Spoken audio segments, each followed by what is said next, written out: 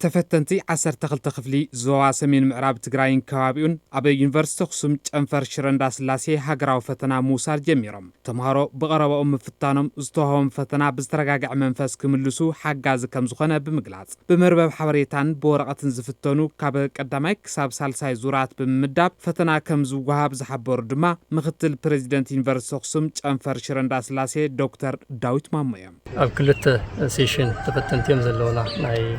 كمبيوتر تفتنتي 120 ኣብ ቀዳማይ ዙር ጌርና ነፈትኖ መለና ቀጽሉ ድሕሪ 3 መዓልቲ ዝጅመር ናይ ካልኣይ ዙር ከዓ ናብ 110 ተማሃሮ ነፈትኒና ማለት እዩ በመቀጠል ሶሻል ሳይንስ ኣብ ሳልሳይ ዙር ተመሳሳለ ኣብ ክልተ ዙር ሶሻል ሳይንስ ውን ናይ ፈተና ስነ ስርዓት ከልየና ማለት እዩ ከይዲ ኣወሃባ ፈተና እናተዓዘቡ ዝረኸብናዮም ከንቲባ ከተማ ሽረንዳ ስላሴ ኣይተ ገብረመድህን ዮሃንስ ተፈተንቲ ብቀረበኦም ንኽፍተኑ ምስ ኣገልግሎት መብራህትን ቴሌኮሙኒኬሽንን ምምሕዳሮም ተናቢቡ ይሰርሕ ከም ዘሎ ይዛረቡ ኣክሱም ከይዶም ክፍተኑ ይነሩቲ ምንቅስቃስ ግን ድማ ኣውዚ ከም ከተማ ምምሕዳር ምስቲ ካምፓስ ኮይና ሽረ ካምፓስ ኮይና أقدمنا بزقبة مردا غيرنا هنا بتزغرنا مردا أول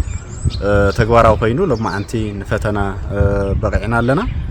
كلهم نناي وعلم صحيت زحزو كم حيل إمام تعيشوا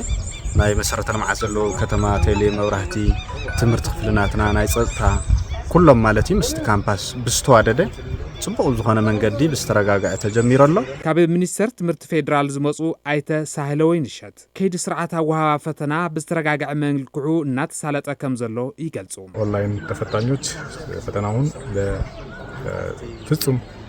ዲሲፕሊን ተጀምሯል بمربب حبريታ ዝፍተኑ ተምሃሮ ስነ ስርዓቶም ሓልዮም እዮም ጀሚሮም ዘለው እዚ ፈተና ብዕውት ኣገባብ ንኽዛዘም ምስ ምምሕዳር ከተማ ሽረ ግብረ ሓይሊ እዚ ቀጽርን ካልኦትን ተሓባቢርና ንሰርሕ ኣለና ብምዃኑ ውን ዘጋጠመ ነገር የለን ተምሃሮ ስነ ስርዓት ሓልዮም እዮም ፈተና ዝወስዱ ዘለው ንኹሎም ድማ ዝለዓለ ምስጋና ኣቀርብ እቲ ዩኒቨርሲቲ ልዕሊ 2600 ተፈተንቲ ተምሃሮ ተፈጥሮን ማሕበራዊ ሳይንስን ይፍትን ከም ዘሎ ተሓቢሩ